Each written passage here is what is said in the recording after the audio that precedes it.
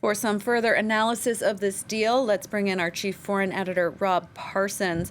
Rob, we're hearing Armenia being characterized as the loser of this deal. If that's the case, why would its leader agree to this? Well, there's absolutely no doubt that Armenia is the loser in this deal.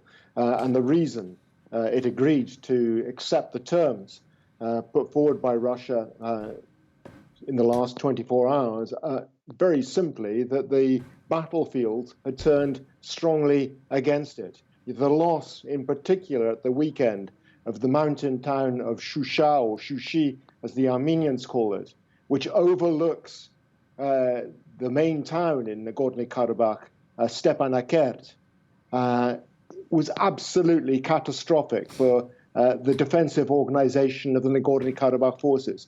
When you lose Shusha, you lose control over Karabakh. Not only that, if you control Shusha, you control the one exit that was still open for the Karabakhis to Armenia through the Lachin corridor. So effectively, they were surrounded, blocked in, unable to defend themselves, which is why the Armenian generals apparently told Prime Minister Pashinyan that the game was up, that it was impossible to carry on fighting. This hasn't been accepted well by ordinary Armenians, but that's because ordinary Armenians haven't had real access to what's been truly happening on the battlefield.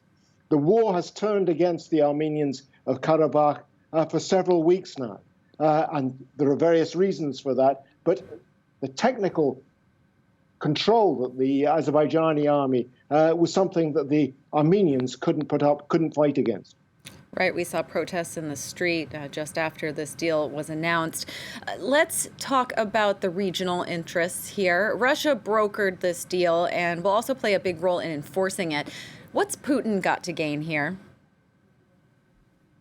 Well, if you remember, at the beginning of this conflict 6 weeks ago, close observers of the region, suggested that Russia had been caught off balance, taken by surprise. It was certainly very slow to react, and Turkey seemed to be the main player. What Russia has done effectively through this is demonstrated to all concerned its continuingly centrality to any sort of deal in the region between Armenia and Azerbaijan.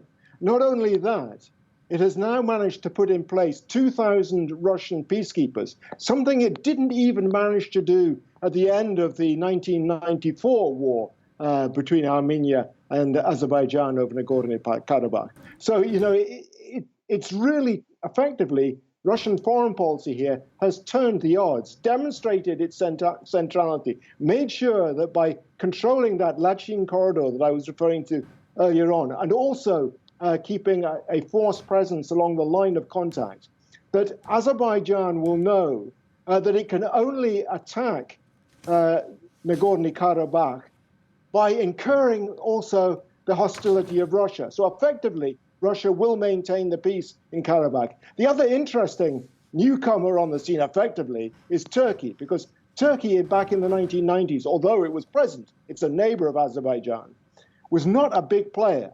This time round, Turkey has been an absolutely critical player in the conflict. Without Turkish support, Azerbaijan could not have won this war against Armenia, which is not to say that Turkey will be present in that peacekeeping force. Apparently it won't, despite the claims by the Turks themselves that if the Azeris want them to, they will. There is no provision for that.